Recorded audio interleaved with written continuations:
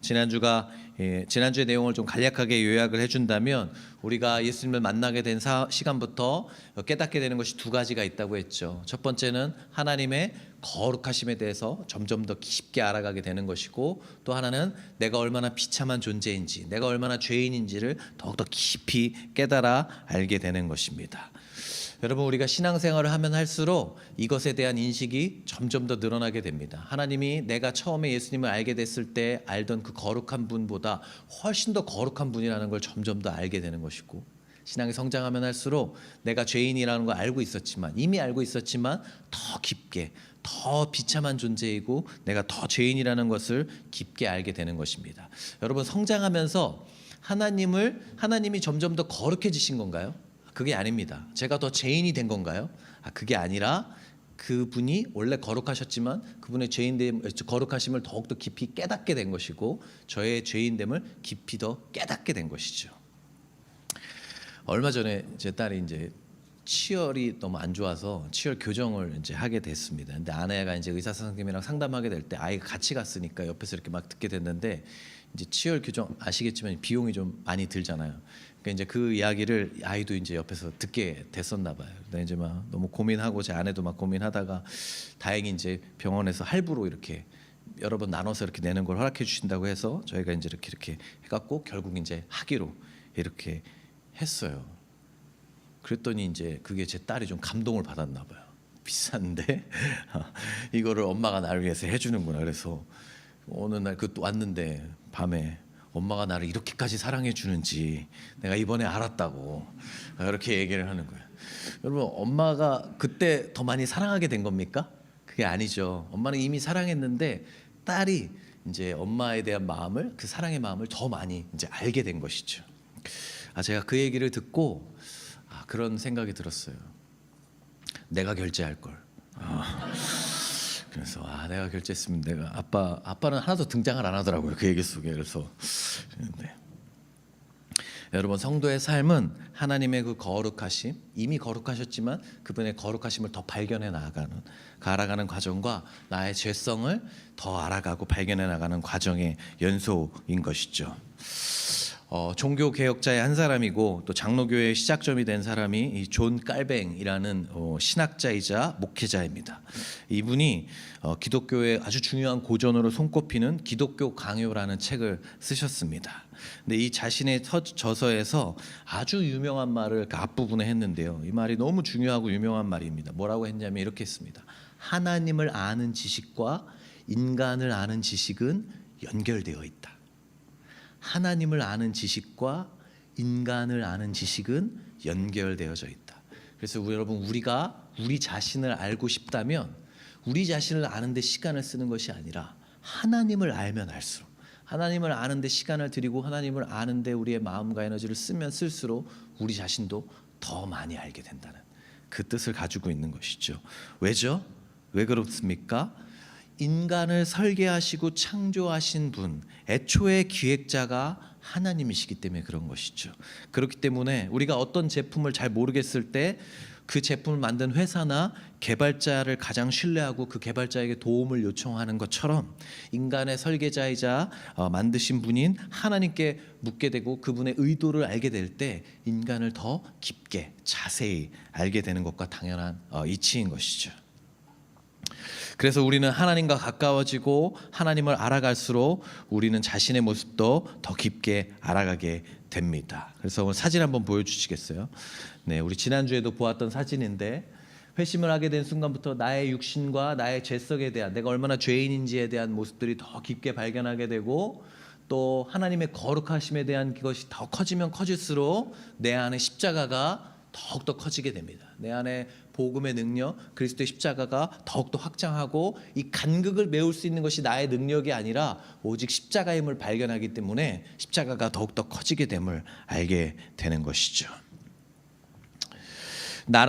그렇게 나 자신을 더 깊게 알게 되면서 깨닫게 되는 것이 내가 감당할 수 없는 죄인이라는 사실입니다. 나라는 존재 자체가 절망으로 가득 차 있는 존재라는 것을 발견하게 되는 것이죠. 여러분, 구약에서는 죄인이란 말을 쓰기도 하지만 또 다른 말로 레위기를 읽어보신 우리 성경 읽으면서 보셨지만 레위기의 부분을 보시면 죄인이라는 말보다 부정하다라는 말을 많이 씁니다. 레위기를 보시면 계속 부정하다 이런 말을 쓰죠. 부정하다 하면 평가를 받거나 부정하다는 판단을 받거나 부정하게 되면 어떻게 됩니까? 제일 먼저 하는 일이 뭐냐면 공동체에서 격리됩니다. 공동체에서 제외됩니다. 그리고 하나님께 가까이 갈 수 없게 됩니다. 왜죠? 거룩하신 하나님께는 부정한 인간이 다가갈 수 없기 때문입니다.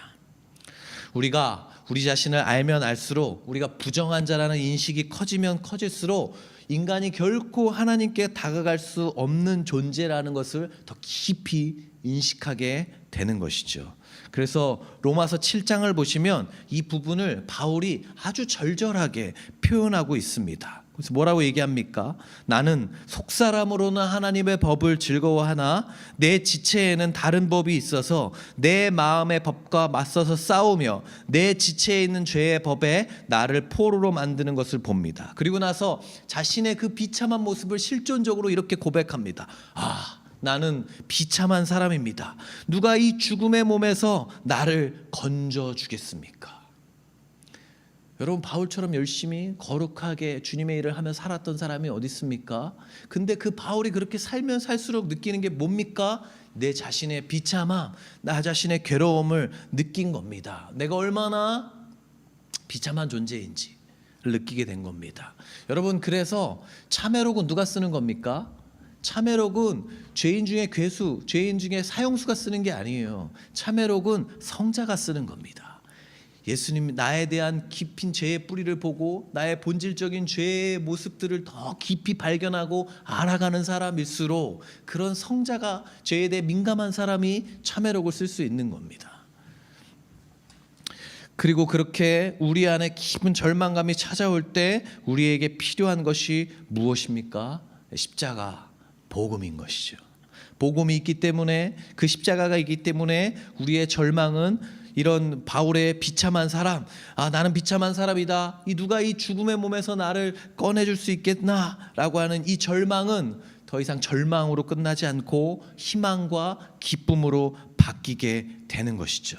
그래서 바울은 로마서, 같은 성경인 로마서 5장 20절에서 이런 말을 합니다. 우리 같이 한번 읽어볼까요? 같이 읽겠습니다. 시작.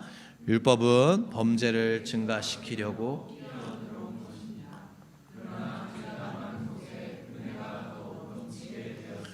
바울이 뭐라고 얘기합니까? 죄가 많은 곳에 은혜가 더욱 넘치게 되었다고 얘기합니다. 방금 사진으로 우리 보았던 그 그래프 사진 보던 것처럼 내 안에 죄의 인식이 커지면 커질수록 내 안에 십자가가 더 커져서 그 은혜가 더욱 넘치게 되었다는 것을 표현하고 있는 바울의 고백인 것이죠. 엄청난 빚을 진 사람이 모두 탕감을 받았을 때에 느끼게 되는 엄청난 기쁨이 찾아오는 것처럼 인간 존재의 깊은 절망으로 말미암아 복음이, 십자가가 위대한 기쁨으로 다가오게 된 겁니다. 저는 우리 가슴 뛰는 교회 모든 성도분들이 이 죄인에게 찾아온 이 위대한 복음의 기쁜 소식을 더욱더 알게 되었으면 좋겠어요. 여러분 자신이 얼마나 비참한 죄인인지를 저는 더 깊이 깨닫게 되셨으면 좋겠어요. 절망하셨으면 좋겠어요. 그러면서 그러나 동시에 하나님이 얼마나 거룩한 분이신지를 알게 되어서 이 건널 수 없는 강을 예수 그리스도라는 십자가로 말미암아 우리가 건너게 되었음을, 그 은혜를 그래서 더욱더 깊이 깨달아서 내 안에 십자가가 더욱더 커지는, 점점 더 커지는 놀라운 은혜가 있기를 예수님의 이름으로 축복합니다. 이게 우리가 지난 시간에 우리가 쭉 나눴던 그런 얘기죠. 그런데 여러분, 만약에 내가 이런 내 존재에 대한 절망을 느꼈어요. 내가 얼마나 비참한 존재인지 알게 되었습니다. 내가 점점 더 죄인이라는 것을 깊게 깨닫게 됩니다. 그런데 그런 상황에서 내가 내 안에 이 십자가가 없다면, 내 안에 복음이 충분하게 채워지지 않은 상태에서 내가 절망만 하게 된다면, 나의 죄성만 느끼고 있게 된다면 어떤 일이 벌어질까요? 나는 나 자신의 모습 때문에 너무 괴로운데 그 해결점이 없어요. 해결되심이 없다면 어떤 일이 벌어집니까?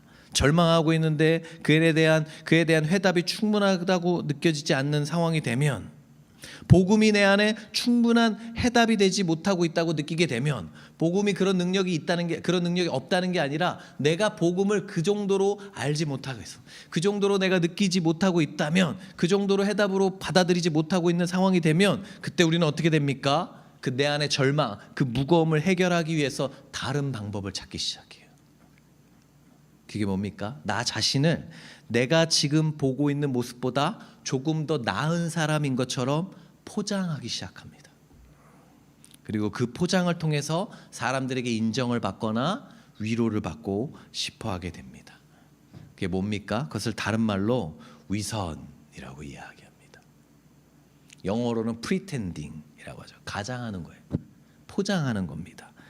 죄인인데 죄인이 아닌 척, 거룩하지 않은데 거룩한 척, 무식한데 똑똑한 척. 그래서 뭐 합니까? 학력을 조작하죠. 잘생기지 않았는데 잘생긴 척.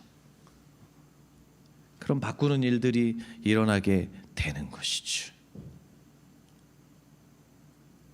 여러분, 오늘 본문인 누가복음 18장에 예수님의 비유에 등장하는 바리새인의 모습을 보세요. 그게 바로 우리가 절절히 알려지는 그 위선의 모습을 보여주는 것이죠. 11절 말씀에서 바리새인이 뭐라고 얘기합니까? 하나님 감사합니다. 그 다음 뭐라고 얘기해요? 나는 남의 것을 빼앗는 자나 불의한 자나 간음하는 자와 같은 다른 사람들과 같지 않으며, 더구나 옆에 있는데 이 세리와는 같지 않습니다. 나는 일해에 2번씩 금식하고 내 모든 소득의 11조를 바칩니다. 여러분, 이 안에 어떤 위선이 담겨 있습니까? 첫 번째, 부정직함이 담겨 있어요. 나는 그렇게 나쁜 사람이 아니라는 거예요. 나는 대단한 사람이라는 거예요. 부정직한 거죠. 정직하게 자신을 바라보지 못합니다. 또 어떤 모습, 어떤 위선이 담겨 있습니까? 비교합니다. 나는 남의 것을 빼앗는 자나 불의한 자나 간음하는 자와 같은 다른 사람들과 같지 않으며, 더구나 이 세리와는 같지 않습니다. 뭐예요? 나는 얘네들보다 괜찮은 사람이라는, 내 주변의 다른 사람들보다 괜찮은 사람이라는 비교하고 있는 거예요. 나를 정당하게 하기 위한 비교를 하고 있는 것이죠. 또 이 안에 어떤 위선이 있습니까? 잘못된 의가 있어요. 그게 뭡니까? 뭐라고 얘기합니까? 이 사람은 나는 일주일에 2번씩 금식하고 내 모든 11조를 바칩니다. 이게 잘못된 겁니까? 아니에요. 좋은 거죠. 근데 그 의를 내 의로 느끼고 잘못 사용하고 있는 것이죠.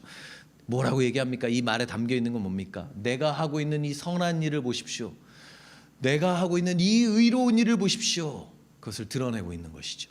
잘못된 의로 포장되고 있는 겁니다. 뭡니까? 위선으로 자신을 포장하고 있는 겁니다.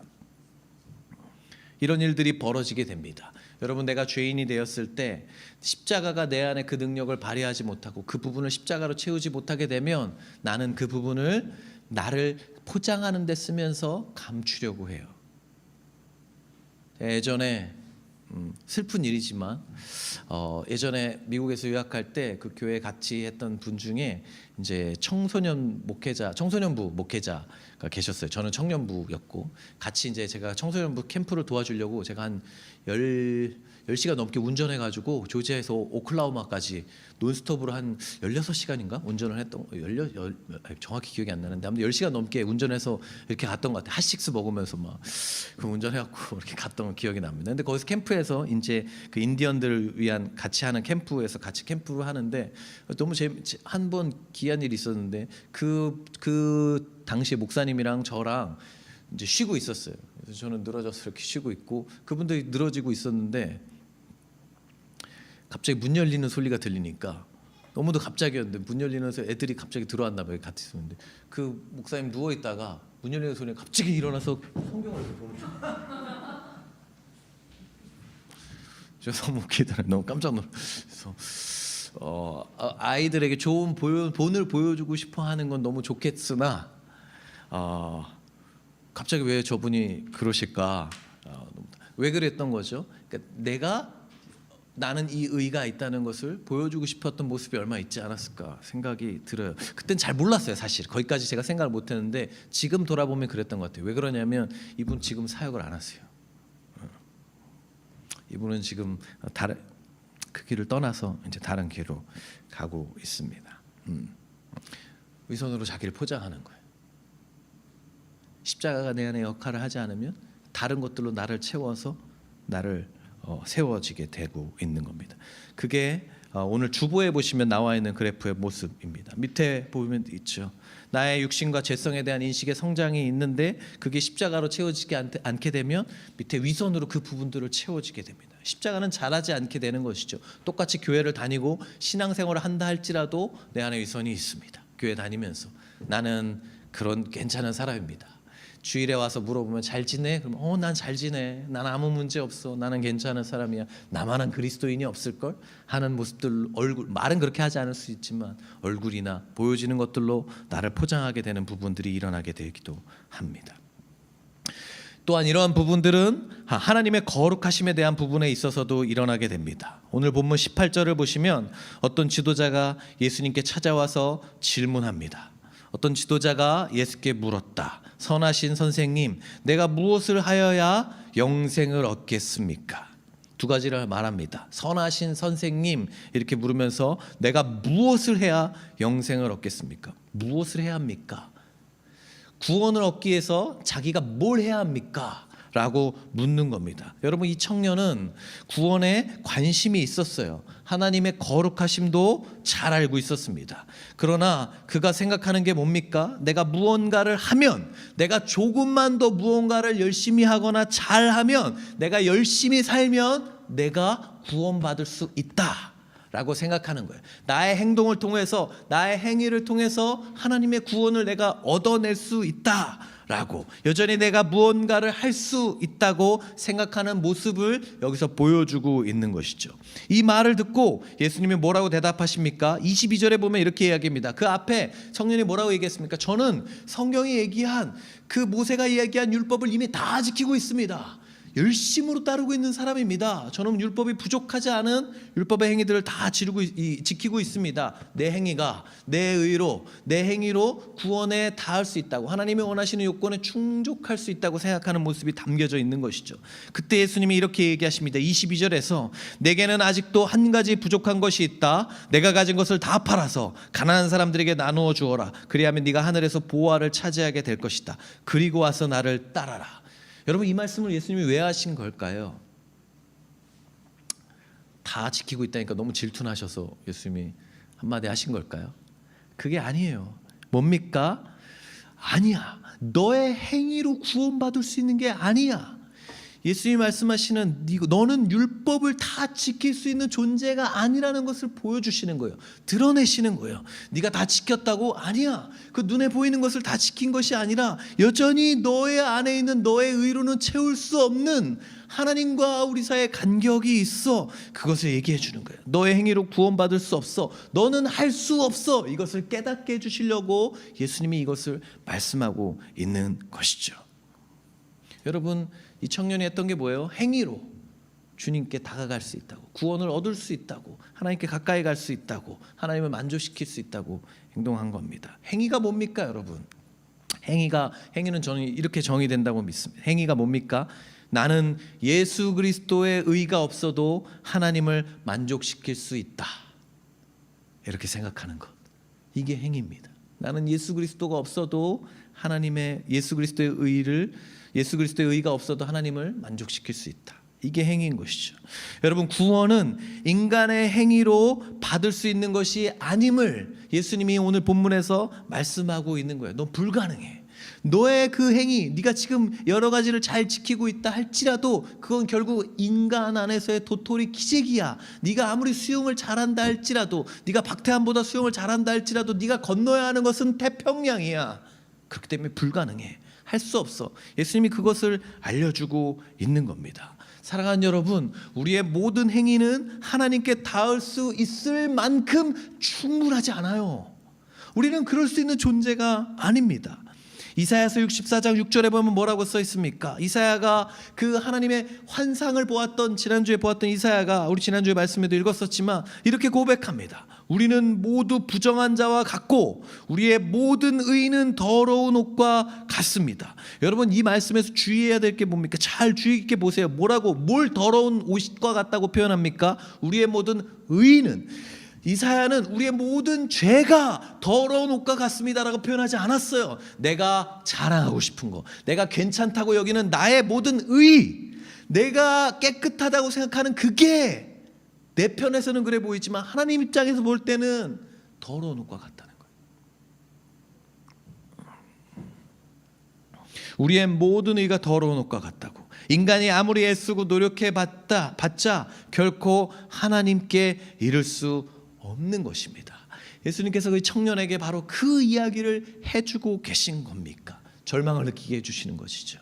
너의 행위로는 할 수 없다는 그 절망, 행위에 대한 절망을 느끼게 되는 것입니다. 그러면 여러분, 이 청년은 구원에서 탈락된 건가요? 아닙니다. 오히려 구원에 한 걸음 더 가까이 가게 된 것이죠. 왜죠? 앞서 말씀드린 것처럼 나의 무력함을 깨닫게 되는 그 순간이 십자가의 필요를 인식하게 되는 첫걸음이기 때문에 그런 것이죠. 누가복음의 이 청년은 십자가를 알지 못했기 때문에 자꾸 자신의 행위로 부족한 공간을 메우려고 했고, 그것이 절망인 것을 알게 되었을 때 이제 예수 그리스도의 십자가가 필요함을 알게 되는 출발선에 서게 된 것이죠. 여러분, 이렇게 우리의 안에 십자가가 약해지게 될 때 우리가 이 하나님의 거룩하심을 더 깊게 알게 되고 우리의 죄인됨을 더 깊게 알게 될 때 우리 안에 십자가는 커지게 됩니다. 그런데 우리의 그 십자가가 작게 될 때는 자꾸 우리의 위선, 나의 죄를 감싸기 하고 포장하기 위해서 우리의 위선이, 또 하나님의 그 거룩하심에 닿기 위해서 나의 행위로 이것들을 줄이게 됩니다. 온전한 십자가가 우리 안에 있지 못하게 되는 것이고 복음이 온전히 우리 안에 커지게 되지 못하게 되는 겁니다. 그래서 여러분, 이런 것들은 어떻게 일어나게 됩니까? 내 안에 십자가가 작을 때도 이런 일이 일어나게 되고, 또 반대로 내 안에 위선과 내 행위가 내 안에 들어오기 시작할 때도 내 십자가를 작게 만드는 일이 벌어지게 됩니다. 악순환이 벌어지게 되는 것이죠. 그래서 여러분, 우리는 복음을 잘 알고 기억하고 매일매일 우리가 그것을 사용해야 합니다. 사랑하는 여러분, 복음이 무엇입니까?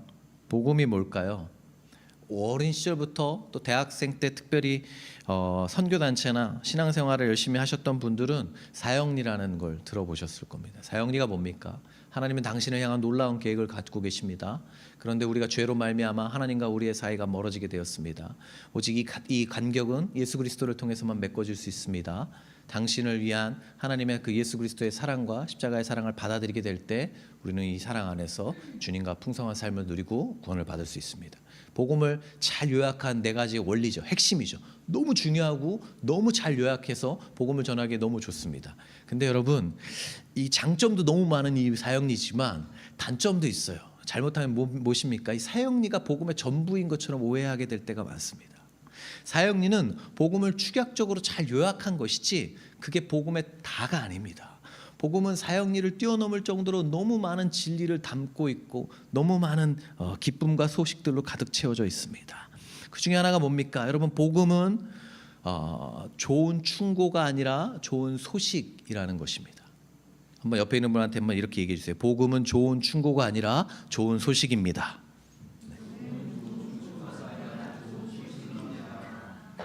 네. 우리가 복음을 영어로 뭐라고 합니까? 굿뉴스라고 하죠. 굿 어드바이스가 아니라 굿뉴스라고 합니다. 복음은 좋은 충고가 아니라 좋은 소식입니다. 이게 무슨 뜻이죠? 여러분, 충고가 뭡니까? 충고는 이겁니다. 당신이 이렇게 하고 이걸 이렇게 고치고 저걸 저렇게 고치면 이런 결과가 일어날 겁니다. 이게 충고이죠. 네가 5kg 살을 빼고 연봉을 지금보다 2배 더 받게 되면 너는 고윤정 같은 여자를 만나서 사랑을 할 수 있게 돼. 이게 충고입니다. 네. 그것이 정확하기만 하다면 그것은 아주 좋은 충고가 되겠죠.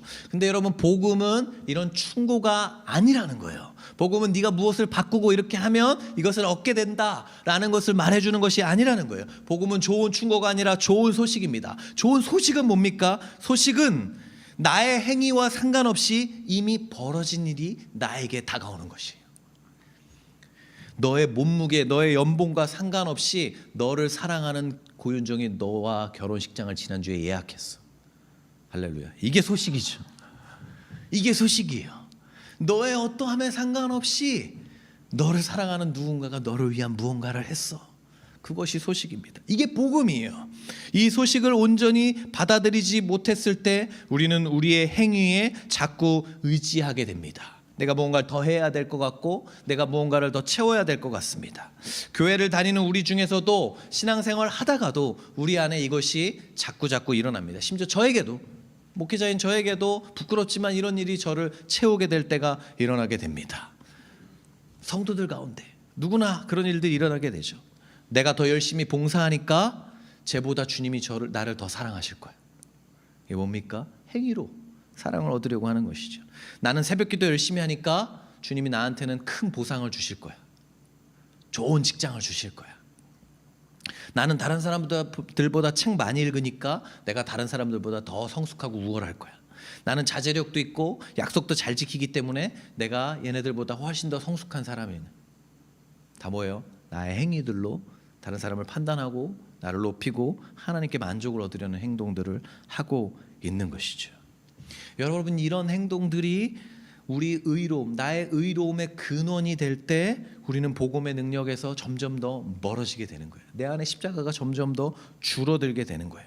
그리고 그런 행위들을 토대로 내가 볼 때 나보다 못하다고 생각하는 사람들은 어떻게 됩니까? 이런 내 의가 커지게 되면 나보다 못하다고 생각되는 사람을 비판하게 되는 거죠.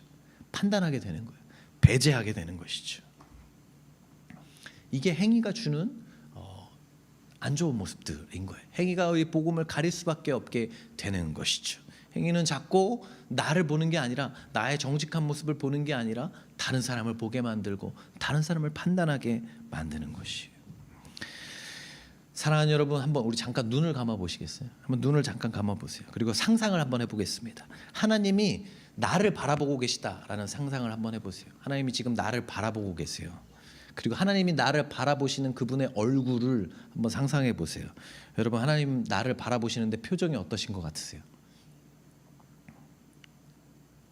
한번 바라보세요. 네. 하나님 표정을 한번 상상해 보세요. 어떤 표정으로 바라보고 계신가요? 혹시 나를 보면서 실망한 얼굴을 하고 계세요? 화나 계신가요? 아니면 무관심하신가요? 관심이 없으신 것 같으세요?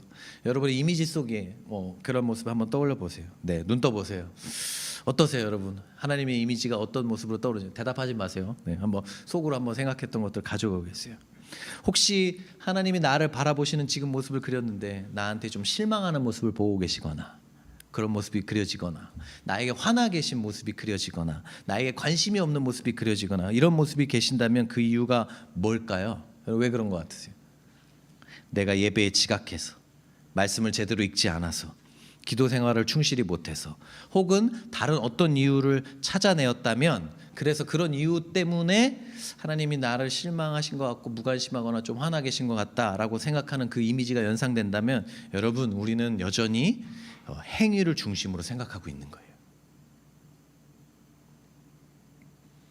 그 행위를 해야만 하나님이 나에게 만족하실 수 있다라는 이미지를 내가 갖고 있는 것이죠, 여전히.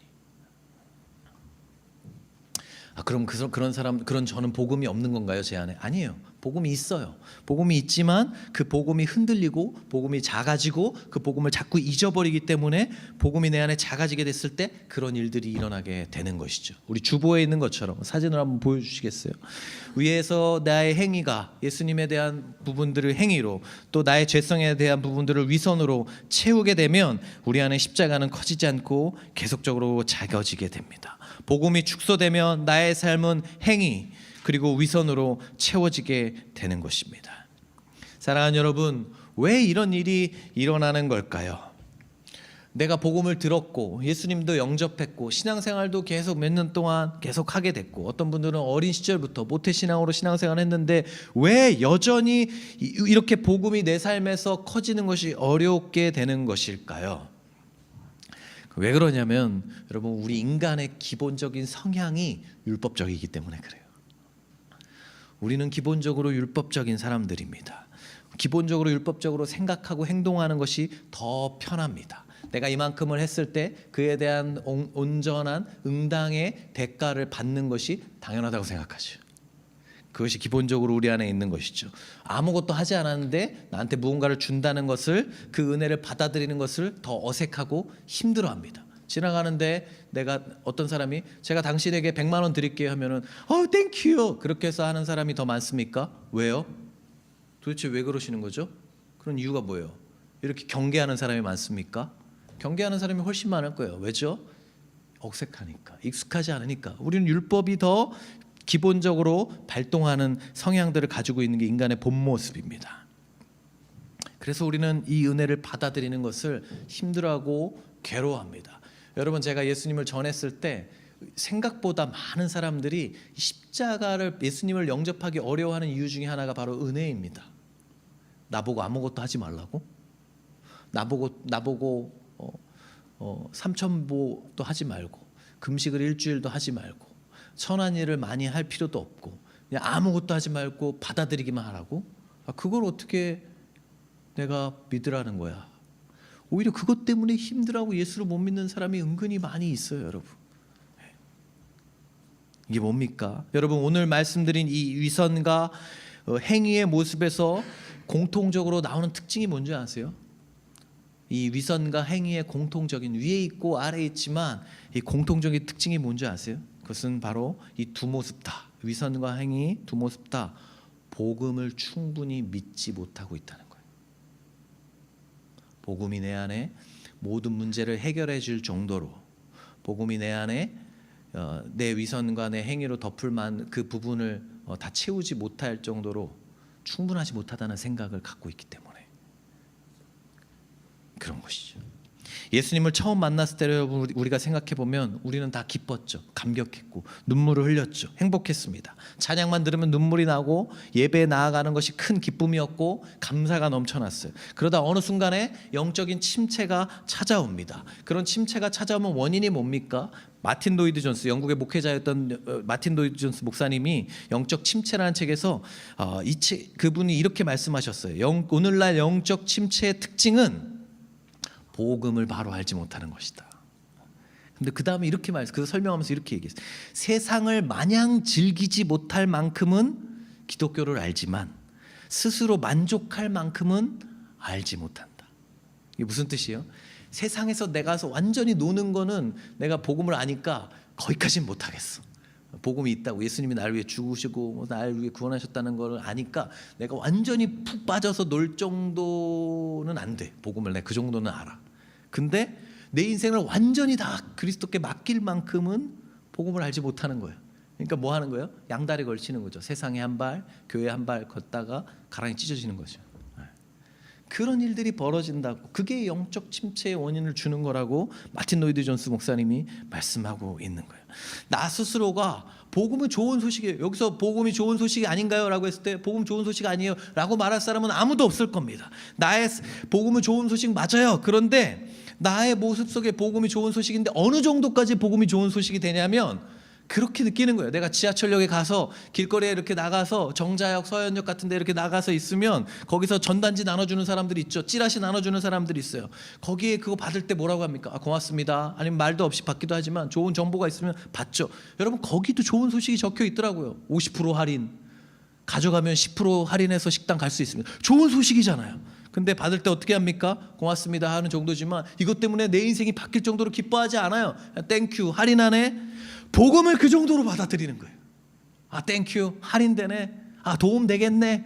내가 필요할 때 써먹으면 되겠네. 그 정도로 받아들이는 것과 같은, 분명히 복음은 좋은 소식이지만 나의 삶의 모든 부분에서 해답이 될 만큼 충분히 좋은 소식은 아니라고 생각하고 있는 것이죠. 그렇게 되면 그 부분을 메꾸기 위해서 위선이, 그 부분을 메꾸기 위해서 행위가 내 안에 들어오게 되는 것입니다. 그런데 여러분, 그렇지 않습니다. 제가 확신을 갖고 이야기할 수 있습니다. 복음은 그 정도의 소식이 아닙니다. 복음은 우리의 인생을 바꾸는 놀라운 소식입니다. 저는 그렇게 믿어요. 저는 우리 인생을 그렇게 바꿀 수 있는 것이 복음이라고 믿어요. 저는 예수 그리스도를 믿지 않았던 삶과 믿은 후에 제 삶이 있잖아요. 지금도 돌아봤을 때 예수 그리스도의 복음이 없었다면 내가 과연 어떻게 살고 있었을까? 잘 상상이 안 돼요. 복음이 없는 인생이 과연 나는 지금 살아있긴 했을까? 라는 생각을 하게 됩니다. 여러분, 복음은 우리 인생의 어떤 부분에만 영향을 미치는 것이 아닙니다. 복음은 우리 인생 전체를 바꾸는 놀라운 소식이라고 믿습니다. 아멘이신가요? 아멘. 여러분, 몇 년 전에 방영한, 제가 어떤 목사님 설교 준비하다가 어떤 목사님 설교를 듣다가 그 설교에서 들었던 내용인데 너무 은혜가 되더라고요. 몇 년 전에 방영한 드라마 중에 슈룹이라는 드라마가 있어요. 혹시 보신 분 계신가요? 슈룹. 보셨어요? 보셨구나. 전 잘 몰랐던 드라마였는데 제목만 알고 있었는데 몇 년 전에 방영한 이 드라마입니다. 근데 이 방영한 드라마가 뭐냐면 이 김혜수 씨가 주인공으로 나오는데 중전마마예요. 그러니까 여왕이죠. 왕의 아내. 근데 이제 이 중에 에피소드 중에 한 에피소드가 있었어요. 그러니까 이 어떤 그 양반이 자기 여종을 겁탈한 거예요. 강간을 한 거예요. 근데 겁탈하고 강간한 것도 모자라서 그 모든 죄와 책임을 이 여종한테 다 뒤집어 씌운 거예요. 자기가 그래놓고 얘가 이 나를 유혹하고 얘가 나쁜 짓을 해가지고 이렇게 하고 그래서 얘를 때려 죽여야 되고 돌로 쳐야 된다고 막 이렇게 하면서 막 돌을 던지고 막 가만 죽이려고 막 이렇게 하고 막 책임을 지게 하려고 합니다. 근데 마침 그 장면에서 그 중전마마 김혜수 씨가 지나가다 그 장면을 보게 된 거예요. 그래서 참고 이렇게 하다가 결국 그 중전마마가 나서서 개입을 하게 됩니다. 그래서 중전마마인 게 드러나게 되고 그 일을 다 밝히고 혼을 내면서 그 양반이 이제 큰일 난 거죠. 다 엎드리고 죄를 막 묻고 이제 크게 심판을 하려고 죄를 물어서 이제 중죄에 처하려고 합니다. 근데 놀라운 일이 벌어져요. 그때 그 여종이 오히려 그 책임을 묻고 돌에 맞고 있던 그 여종이 중전마마를 말립니다. 말리는데 이렇게 얘기해요. 이제 그만해 주세요. 왜냐하면 당신이 떠나면 당신은 여기 있다 금방 떠날 거잖아요. 근데 당신이 떠나면 이 사람이 나한테 또 보복을 할지 모르는데 그럼 내 인생이 더 가혹해질 겁니다. 더 힘들 거고 더 심한 보복이 있을 테니까 이제 그만해 주십시오. 그렇게 얘기합니다. 근데 그러자 이 김혜수 씨 증전마마가 그 여종에게 이렇게 말합니다. 내가 이미 너의 인생에 끼어들었다. 내가 이미 너의 인생에 끼어들었다. 그리고 여종에게 손을 내밀어요. 잡아주고 안아줍니다. 여러분, 이 여종이 할 수 있는 것이 아무것도 없었어요. 근데 그저 중전마마가 내민 손을 잡은 것뿐이었어요. 제가 이 장면을 보다가 너무 은혜가 돼서 많이 울었어요. 왜냐하면 여러분, 사랑하는 우리 한 사람 한 사람, 우리 성도 여러분, 중전마마 같은 능력 있는 한 사람이 인생에 끼어들어도 그 인생이 바뀝니다. 그런데 하나님이 사람이 되셔서 우리 인간의 역사에 제 인생에 끼어드셨어요. 내가 치르고 감당해야 됐던 모든 것들을 감당하신 그분께서 제게 오셔서 그렇게 말씀하신 거예요. 내가 너의 인생에 끼어들고 싶다. 여러분, 슈룹이 무슨 뜻인 줄 아세요? 몰랐는데 검색해 보니까 이게 우산의 순 우리말이라고 하더라고요. 우산의 순 우리말. 우리 포스터 한번 보여주시겠어요? 여기 장면을 보시면 이게 이제 자녀들을 대하는 그 궁중에서 이 자녀들, 이 궁전마마가 자기 자녀들을 어떻게 키우고 막 이렇게 대하는지에 대한 겁니다. 그래서 아마 제가 이해하기로는 영어 제목이 거기 써 있는데 퀸즈 엄브렐라로 돼 있어요. 그러니까 엄마의 여왕의 우산, 엄마의 우산, 이 세자를 아들을 보호해주는 비나 여러 가지 그 어려움과 고난과 상황에서 보호해주는 우산이 엄마가 되어준다는 것을 이렇게 표현하고 있는 것이죠. 여러분, 이 세자에게는 여왕의 우산이 있었다면 우리에게는 왕의 우산이 있습니다. 주님이 우리의 우산이 되어주시는 거죠. 내가 너의 우산이 되어줄게. 내가 너의 피난처란다. 내가 이미 너의 인생에 끼어들었단다. 내 밑으로 들어오렴. 그리고 내 우산 밑에 있다면 너의 인생의 모든 부분들이 나의 보호 아래서 뒤바뀌어지게 될 거야. 여러분, 그게 복음입니다. 그것이 우리를 향한 주님의 외침인 것이죠. 여러분, 이 복음만 붙잡고 있으면 우리의 인생의 모든 것이 달라집니다. 저는 그렇게 믿습니다. 복음은 나의 행함이 아닙니다. 그분의 행하심입니다. 그렇기 때문에 여러분, 우리는 날마다 이 복음을 우리 스스로에게 이야기해 줘야 돼요. 나의 행위로 무언가를 이룰 수 있을 것처럼 느껴질 때, 나를 조금 더 괜찮은 사람으로 포장하고 싶어질 때, 우리는 매일 아침 거울 앞으로 가서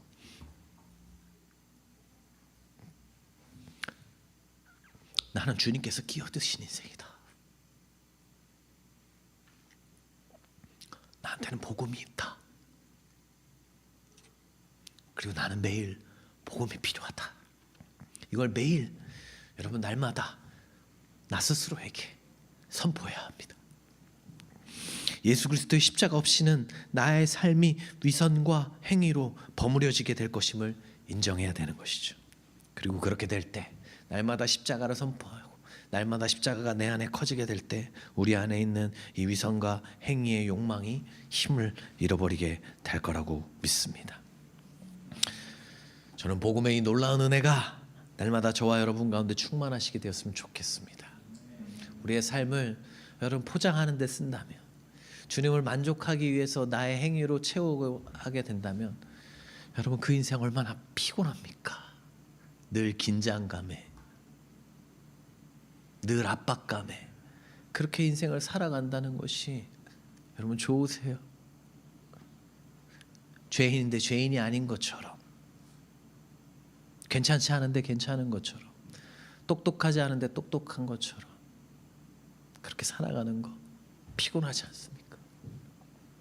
예수 그리스도의 복음으로 우리의 온전함을 드러내고 괜찮은, 왜냐하면 주님은 나의 모습 그대로 나를 사랑하시고 인정하셨으니까 그 삶으로 살아가는 저와 여러분 되시길 예수님의 이름으로 축복합니다.